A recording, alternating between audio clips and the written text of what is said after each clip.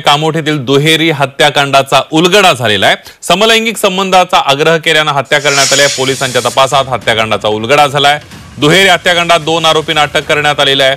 नवीन वर्षाच्या पहिल्याच दिवशी दुहेरी हत्याकांडाने कामोठे शहर हादरलं होतं। एका घरात 70 वर्षीय गीता जग्गी आणि त्यांचा 45 वर्षीय मुलगा भूषण जग्गी यांचा मृतदेह आढळला होता। या प्रकरणी 2 आरोपींना अटक करण्यात आली। यामध्ये समलैंगिक संबंधाचा आग्रह केल्याने हत्या केल्याची माहिती आरोपींनी दिल्याचं पोलिसांनी सांगितलं। दरम्यान आम्हाला असं दिसून आलं की काही व्यक्ती 31 तारखेच्या रात्री त्या इमारतीच्या आत प्रवेश करतात मयत जितेंद्र जग्गी सोबत।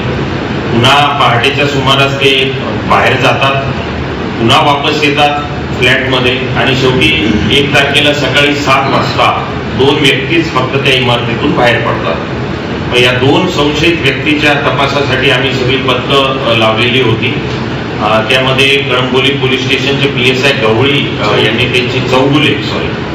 त्याची ओळख पटवली आणि मग क्राईम ब्रँचचे युनिट 2च्या टीमने त्यांना उल्वे परिसरातून या दोघांनाही ताब्यात घेतलं।